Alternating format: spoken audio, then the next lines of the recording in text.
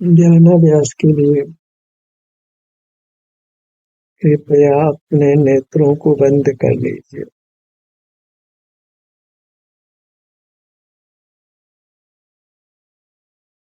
सुख दुख आपके शरीर में ही होता है, सिर से पैरों तक इतने भाग में ही होता है, इसके बाहर नहीं होता। क्योंकि सुख दुख रूप से हमारा ये अमूर्त शरीर ही परिणमन करता है। बहिर्मुख रहते हैं तो बाहर में प्रतिकूल परिस्थितियां अनुकूल परिस्थितियां उत्पन्न होती है, तो हम बाहर में ही अनुकूल परिस्थितियों को लाने, प्रतिकूल परिस्थितियों को हटाने में लगे रहते हैं। यही हमारा जीवन का स्वरूप बन रहा है। भीतर शरीर में वेदना होती है तो उसका उपाय भी हम बाहर से करना चाहते हैं। सब कुछ व्यवस्था सुख की हम बाहर करना चाहते हैं, जबकि सुख दुख हमारे भीतर होता है। शरीर में कोई तकलीफ होती है तो डॉक्टर उसका इलाज शरीर में ही करता है, शरीर के बाहर नहीं करता है। हमें दुख होता है अपने सिर से पैरों तक, इसके बाहर बिल्कुल नहीं होता, लेकिन मिटाने का उपाय हम बाहर से करते हैं, तो वह सब उपाय झूठा होता है, उससे तकलीफ ही बढ़ती है। दुख जब शरीर में ही होता है, चाहे विषय संबंधी हो या इस शरीर संबंधी हो, दुख होता है अपने सिर से पैरों तक अपने में ही। तो इसको मिटाने का उपाय भी हमको यही करना है, चाहे वह बाह्य पदार्थ संबंधी हो चाहे शरीर संबंधी हो। जहाँ दुख है वहीं उसका उपाय करना है, तभी हम दुख निवृत्ति करने में सफल हो सकते हैं। चाहे शरीर में वेदना हो कि बाहर में प्रतिकूल प्रसंग हो, सच्चा उपाय हमको अपने शरीर में ही करना है। बाह्य प्रतिकूलता का दुख भी हमको शरीर में ही होता है, शरीर के बाहर नहीं होता। तो शरीर को ही दुख रूप के बजाय सुख रूप परिणमन कराना है। पांव से मस्तक तक अपने इस क्षेत्र में, अपने इस अमूर्त शरीर में शारीरिक या वैश्विक मानसिक कोई दुख नहीं हो, इसका उपाय हमें अपने सिर से पैरों तक ही करना है। और वह उपाय इतना ही है कि हमें इतने भाग से ही युक्त होना है। फिर आप किसी भी भाग से युक्त हो, ये आप ही का चुनाव है। वेदना के स्थल से जुड़े या वेदना नहीं उस स्थल से जुड़े, जुड़ना अपने को अपने शरीर से है, क्योंकि शरीर से बाहर दुख नहीं होता है। बाहर की प्रतिकूलता का दुख भी शरीर में ही होता है। तो हमें अपने शरीर से जुड़ने का ही निश्चय करना है और अपने शरीर से ही जुड़ने का प्रयत्न करना है। यही उपाय सार्थक होने वाला है। यह युक्ति संगत भी है कि जहाँ तकलीफ हो वहीं उसका उपाय किया जाए। दुख सुख का परिणाम हमको हमारे शरीर में ही होता है, तो शरीर की उपेक्षा नहीं करनी है। शरीर में जो भी सुख दुख का परिणाम है उसी को अनुभव में लेना है। वह सुख दुख का परिणाम मूर्त शरीर में नहीं होता, हमारे अमूर्त शरीर में होता है। जो अमूर्त शरीर है वही हमारा स्वरूप है। हमारे स्वरूप में सुख दुख होता है। बहिर्मुख रहे तो राग आदि पैदा होते हैं और पुद्गल शरीर में स्पर्श आदि होते हैं। दोनों का स्वरूप भिन्न भिन्न है। मूर्त शरीर इंद्रिय गम्य होता है और हमारा स्वरूप जो अमूर्त शरीर है वह अनुभव करने होता है। तकलीफ मूर्त में नहीं है तो उपाय भी मूर्त में नहीं करना है, मूर्त से भी नहीं करना है। अमूर्त में तकलीफ है तो उसका उपाय भी अमूर्त से ही करना है।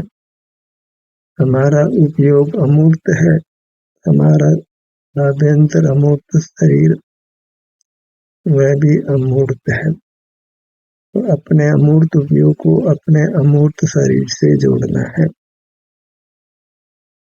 दोनों को ही पहचानिए, अमूर्त उपयोग को भी अमूर्त शरीर को भी। इन दोनों को ही सुख का कारण बना है। अमूर्त उपयोग जब अमूर्त शरीर से जुड़ता है तो अमूर्त शरीर दुख रूप परिणमन नहीं करके सुख रूप परिणमन करता है। यही सुख होने का विज्ञान है। और हम अमूर्त शरीर से नहीं जुड़कर बाह्य पदार्थों से जुड़ते हैं तो हमारा अमूर्त शरीर दुख रूप से परिणमन करता है। वैश्विक मानसिक सुख दुख रूप से वैश्विक सुख है वह वास्तव में दुख से ही भरा है, आकुलता रूप है। क्योंकि जिस विषय का आश्रय कर हम सुखी होना चाहते हैं वह विषय स्थिर नहीं है, तो हमारा सुख भी स्थिर नहीं हो सकता है। और कदाचित स्थिर भी हो तो उससे जो जो जुड़ते हैं तो सुख घटता हुआ समाप्त हो जाता है और दुख में बदल जाता है। मूर्त पदार्थ सुख के स्रोत नहीं होने से उनसे सुख की कामना करना वृथा है। बाहर तो मूर्त पदार्थ ही ज्ञात होते हैं जो सुख के साधन नहीं हो सकते। हम अमूर्त हैं तो उसका साधन अमूर्त हो। हमारा उपयोग अमूर्त है, हमारा ध्यान है वह मूर्तिक नहीं है। हमें अपने ध्यान को अपने शरीर पर लाना है जहाँ दुख होता है, हो सकता है, हुआ है। सिर से पैरों तक इतने भाग में हमको वैश्विक सुख दुख, मानसिक सुख दुख और शारीरिक सुख दुख तीनों प्रकार के सुख दुख सिर से पैरों तक ही होते हैं। इन तीनों प्रकार के दुखों से मुक्त होने के लिए हमें अपने इस शरीर से ही युक्त होना है। वह युक्त होना ही शरीर में दुख को हटाकर सुख को प्रकट करना है। इसी विधि से हम सब प्रकार के दुखों से मुक्त होकर उत्तम शाश्वत अतीन्द्रिय सुख को पाते हैं। जो सुख हमारा स्वरूप है इसलिए स्वाधीनता से उपलब्ध होता है। अपनी वस्तु को पाने में कोई कठिनाई नहीं, कोई पराधीनता नहीं। इतना विशेष है कि अपनी वस्तु में आते ही पूर्ण सुख नहीं मिलता है, तो हमें धैर्य धारण करना है। जितना जितना अधिक अपनी वस्तु से तद अपने आभ्यंतर अमूर्त शरीर से जुड़कर रहेंगे त्यों त्यों दुख निवृत्ति होती जाएगी और सुख होता जाएगा। ऐसे गर्म पानी को फ्रिज में रखें तो धीरे धीरे गर्माश कम होती है और फिर धीरे धीरे वह ठंडा होता है, ठंडक उसमें बढ़ती है और फ्रीजर में रखें तो वह बर्फ ही हो जाता है। ये पानी का ठंडा गर्म होने का विधान है। वह जिस टेम्परेचर में रखा जाए सने सने उस टेम्परेचर रूप हो जाता है। हम भी अपने उपयोग को अपने में रखते हैं तो अपना उपयोग सुख रूप हो जाता है। अपने उपयोग को बाहर रखते हैं तो अपना उपयोग सुख रहित हो जाता है। सुख रहित होना ही दुख सहित होना है। फिर बाहर रहे तो कर्म का संबंध होता है, तो भीतर आए तो भी वह कर्म वेदना उत्पन्न करता है। तो फिर हमको धैर्य धारण करना होता है, उस वेदना को सहन करके हमको उस कर्म से मुक्त होना होता है। उसके बाद ही सुख प्रारंभ होता है। तो हमें अपने में आना है और धैर्य के साथ टिक कर रहना है। अधिक से अधिक समय अपने मुहूर्त को देना है, इतना कि फिर पूरी तरह अपने मुहूर्त से ही युक्त रह जाए, तो वही परमात्मा दशा होगी जहाँ केवल सुख ही है। और कोई परिणाम नहीं है, और कोई परिणाम वह हमारे सुख में विघ्न रूप ही होगा। हमें एक सुख चाहिए, अकेले में कोई तकलीफ नहीं। जहाँ संग है वहाँ दुख है। पुद्गल का संग है तो पुद्गल तो सुख स्वभाव वाला है ही नहीं, तो वह तो सुख में विघ्न ही पैदा करने वाला है। अन्य जीव हैं, उनके संग से भी सुख नहीं, क्योंकि दो जीवों के परिणाम मिलते नहीं। लाख उपाय करो तो भी संसारी प्राणियों के परिणाम मिलते नहीं, तो वहाँ वह संग कहीं न कहीं दुख पैदा करता है। इन्हीं के अंशों में वह अवश्य ही वह संग दुख पैदा करता है। इसलिए न मूर्त का संग चाहिए, न अन्य जीवों का संग चाहिए। हमें अपनी मूर्त का ही संग चाहिए। वहाँ कोई विरोध नहीं है, दूसरा नहीं है। आप सुख स्वभावी होने से अपने संग से सुख ही होना है। अपनी मूर्त है जो अनुभूत भी है। बिना नेत्रों के ही हमको अपने शरीर के विभिन्न भाग अनुभव में आते हैं, क्योंकि सुख अनुभव रूप होता है। हमारी दशा सुख दुख रूप ही होने से हमें हमारी मूर्त अनुभव में आती है। बस इंद्रिय ज्ञान होने से ही हमारा लक्ष्य अपने से हट जाता है। तो भले हम वैश्विक सुख दुख अपने में होते हों, पर लक्ष्य पर की ओर रहता है, तो वहाँ हमने व्यवहार से पर को ही भोगा, अपने को नहीं भोगा, तो उसका दंड भोगना पड़ता है, क्योंकि पर को भोगने का हमारा कोई अधिकार नहीं। न्याय नीति यही है कि हम पर वस्तु को नहीं भोगकर अपनी वस्तु को ही भोगे, और अपनी वस्तु वह हमारा आभ्यंतर अमूर्त शरीर है, जिसमें सुख दुख का परिणाम होता है, क्योंकि वह सुख स्वभावी है। वहाँ दुख है तो उस दुख के उपचार के लिए भी आना है, और सुख पाने के लिए भी यही आना है।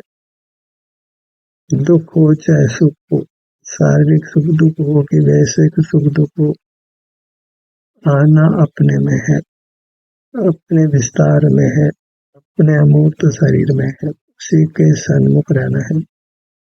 सिर से पैरों तक अपना विस्तार है, इतने विस्तार से ही हमको युक्त होना है। इसके छोटे भाग से हो कि बड़े भाग से हो कि पूरे शरीर से हो, ठहरे या विचरण करें, हमारे ध्यान का देह हमारा अमूर्त शरीर होगा।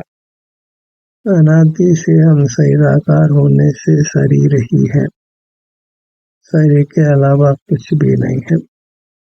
हमारा अनुभव यही कहता है कि हम शरीराकार है। अनंत क्षेत्र हमारा नहीं है, सीमित क्षेत्र है। अनंत को जानना तो संभव ही नहीं है। हम सीमित क्षेत्र वाले हैं, इसलिए हमारा अनुभव हमको होता है। इन वस्तुओं का ज्ञान होता है, लेकिन उनके सुख दुख का अनुभव हमको नहीं हो सकता है। अचेतन पदार्थ तो सुख दुख वाले हैं ही नहीं, पर चेतन में सुख दुख होता है, लेकिन उसका अनुभव हमको कदापि नहीं हो सकता। और हमारा प्रयोजन सुख है, जो पर के जानने से नहीं हो सकता है, तो पर के जानने को ही विराम देना है। तो पर का जानना सभी बहिर्मुखता में होता है, तो बहिर्मुखता को ही छोड़ना है। कोई ये न्याय नहीं दे सकता है कि बहिर्मुखता तो छोड़ना है, लेकिन बाह्य पदार्थों को जानना भी है। ये दोनों बातें संभव नहीं है। बहिर्मुखता में दुख है ऐसा भी हम मानते हैं, और ज्ञान पर का बहिर्मुखता में होता है, उसको भी रखना चाहते हैं। तो यह ऐसा ही है कि पूर्व पश्चिम दोनों दिशाओं में हम एक साथ चलना चाहते हैं, पर वह कदापि नहीं हो सकता। कोई सुई दो मुंह की हो तो उससे कपड़ा भी नहीं सिल सकते। अपने ध्यान को अपने मुखमंडल पर लाइए।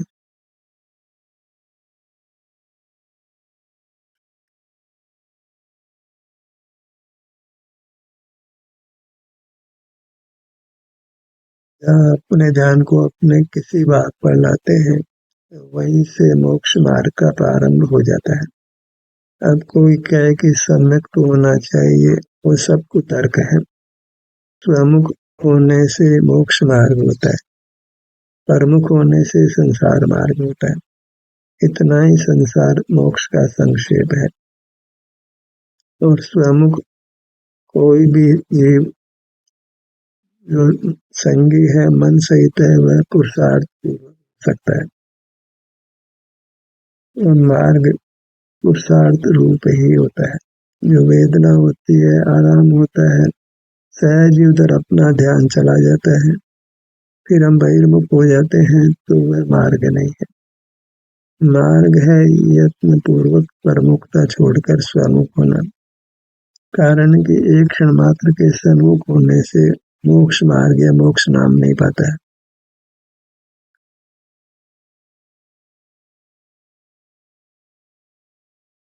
मोक्ष मार्ग में निरंतरता बलवान है। गज स्नान जैसा नहीं स्नान करना है। अपनी सूंड से पानी अपने बदन पर डालकर बदन को साफ करना, फिर उसी सूंड से वापस मिट्टी डाल लेना, तो वह हाथी कभी स्वच्छ नहीं हो सकता। ऐसे ही अंतर्मुख होकर फिर हम बहिर्मुख हो जाते हैं और पूर्णता से बहिर्मुख ही रहते हैं, तो मुक्त अवस्था कदापि नहीं आ सकती। वहाँ फिर दर्शन मोह का नाश ही नहीं होता है। मिथ्या मान्यताएं समाप्त नहीं होती।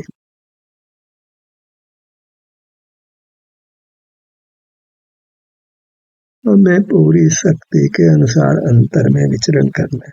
शक्ति को छिपाना नहीं है। शक्ति को छिपाते हैं तो फिर मोक्ष मार्ग नहीं बनता है। मोक्ष मार्ग तभी नाम पाता है जब हम पूर्ण शक्ति जितने भी उपलब्ध है उसको स्वानुभव में लगा देते हैं।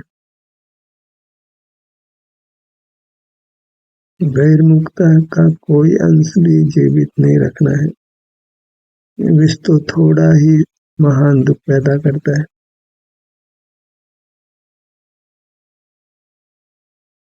बहिर्मुखता विष है जो दुख पैदा करती है।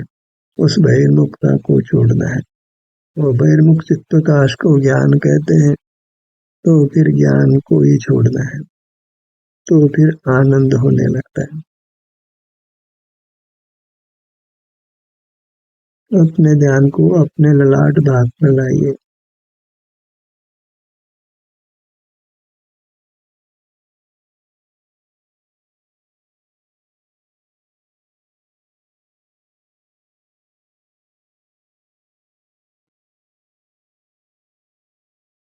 इतनी भूमिका बनाने के बाद तो ये स्थिति आनी चाहिए कि हम अपने शरीर में स्थिर हो जाए। जब शरीर में स्थिर होने के इतने लाभ हैं, बहिर्मुख होने की इतनी हानि बताई जा रही है, तो फिर अपने सन्मुख होकर अपने में ठहर जाना है। और बहिर्मुख ही प्रधानता से रहते हैं, तो फिर यत्न करने पर भी सहज ही अंतर्मुखता नहीं होती है। शत्रु को पुष्ट नहीं करना है, बहिर्मुखता को पुष्ट नहीं करना है। बहिर्मुखता को ही मोह जानिए।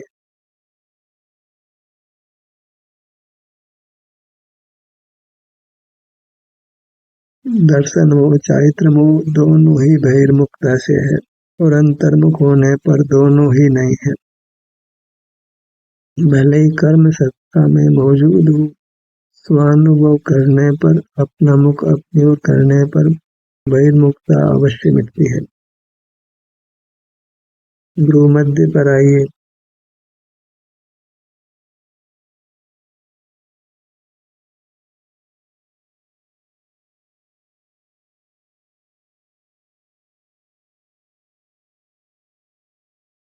यही अपने क्षेत्र में होने वाली वेदना को मिटाने का यथार्थ उपाय है।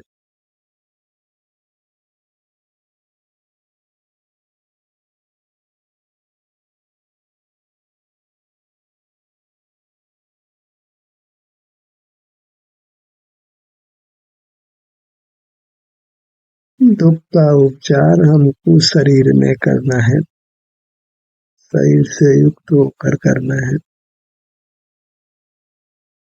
एक बार शरीर से युक्त हुए तो फिर शरीर में ही बने रहें, तो फिर शादी अनंत काल परमात्मा रूप ही रहना है।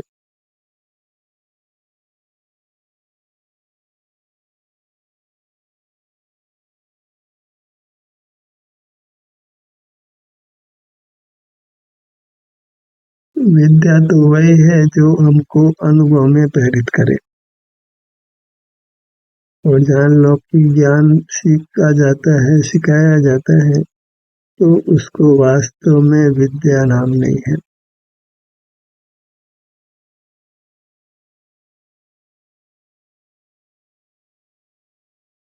नेत्रों पर आइए।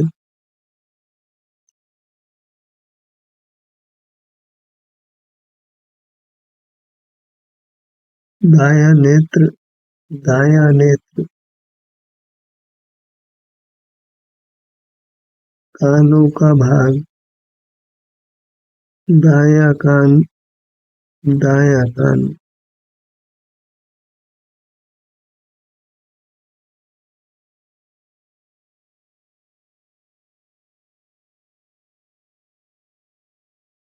पूरे मूर्त भले भाग भाग कर अनुभव में आवे, लेकिन अनुभव में आती है।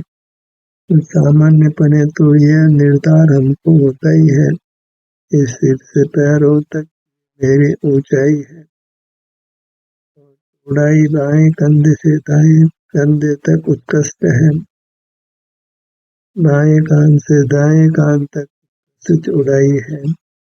इस प्रकार गहराई भी विभिन्न भिन्न स्थानों में अलग अलग प्रकार की होती है।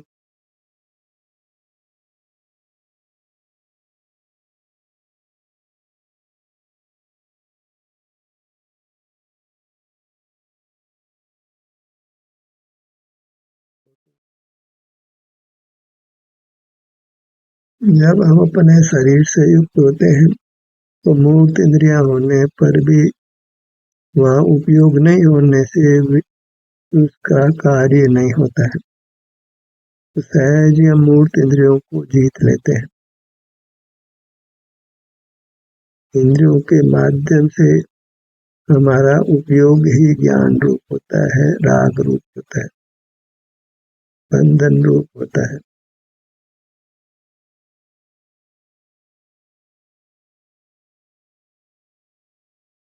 मुख के भीतर तालु भाग,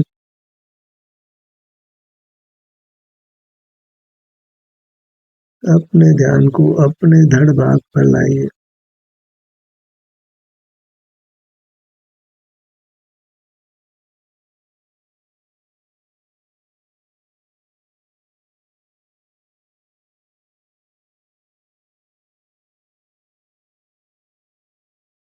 दोनों भुजाएं,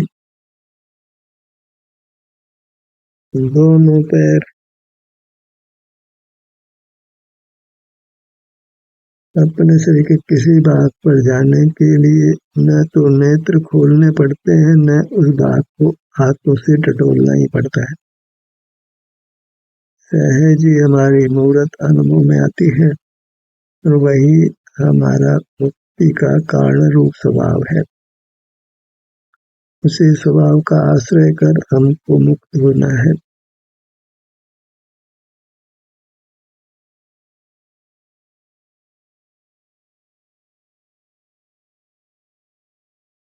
दाहिना पैर, बायां पैर, पगतली से सिर तक इतना ही भाग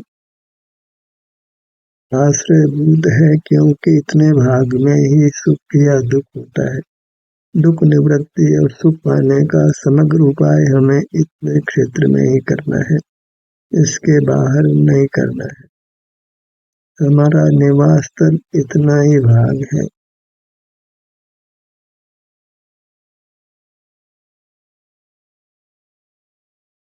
अपनी मूर्त की महिमा बढ़ाते जाना है, उसी के अनुभव रूप निरंतर रहने का प्रयत्न करना है।